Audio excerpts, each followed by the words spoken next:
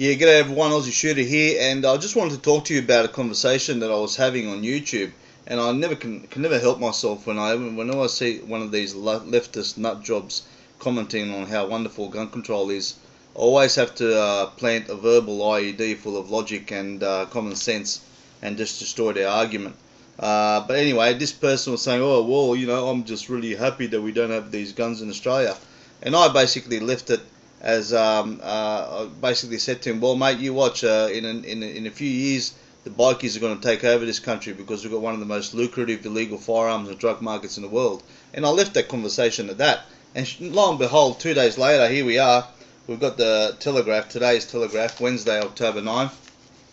There you go, 2013, and that's page 13. There you go, right there. And the story is, have a look at this: a global bikie war about to land on our shores. There you go, by Tim Priest.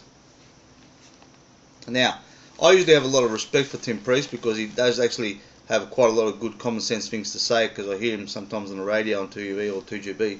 But this article really doesn't hit the mark, and Tim Priest is not really telling it like it is. But anyway, the article goes on to say,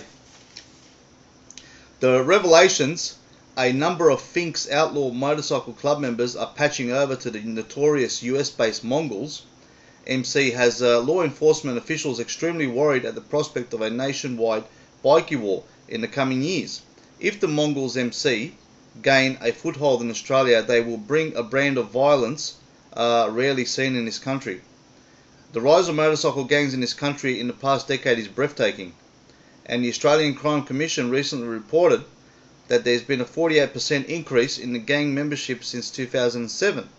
A spokesman for the ACC said his organisation has been working for the past year to understand the growth. Well, the ACC has been working for the past year to understand the growth. Are these people thick or what?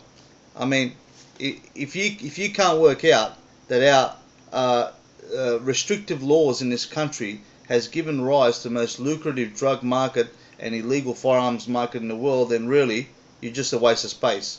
And the ACC, I mean, it's pretty easy to work out that Australia is a fairly wealthy country, and the young people of this country got plenty of money to spend on drugs. And you know what?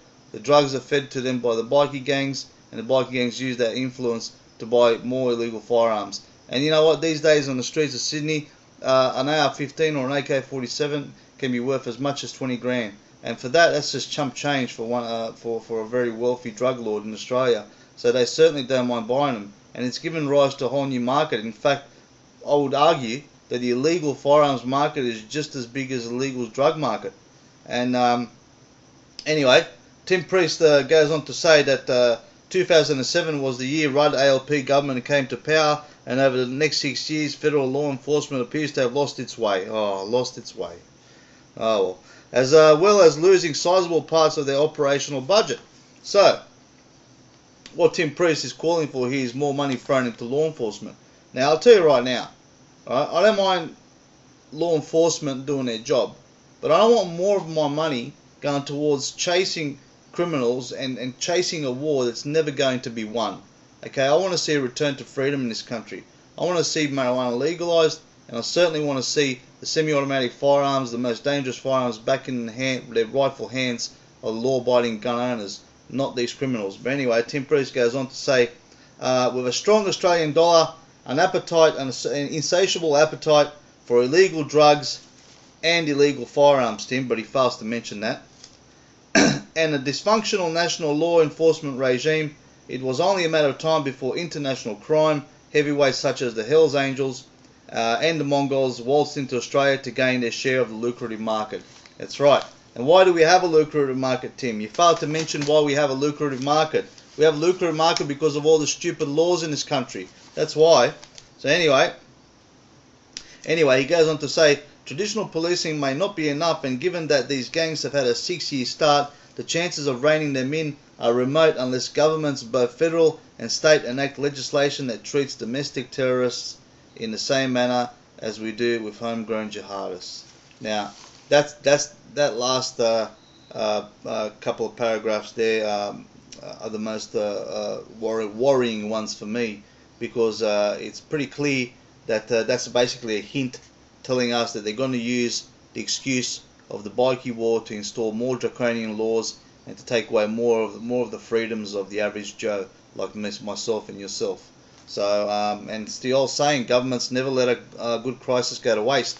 And I certainly hope this Abbott government will not, use this as an excuse to curtail more of our freedoms. But anyway, that's basically it, guys. And you know what, Tim Priest, you need to say it as it is, mate. I mean, this guy's making way too many apologies for the government. He needs to, let people know that this is a highly regulated country, and with high regulation comes prohibition. With prohibition comes crime, and this is what's going on. And I would not be surprised one little bit unless things turn around towards the path of freedom if things get worse. So anyway, guys, good story, but the message isn't that good. So always fight for your freedoms, fight for your rights. Don't let these guys take it away from you. And Aussie Shooter signing out, and I'll catch you later.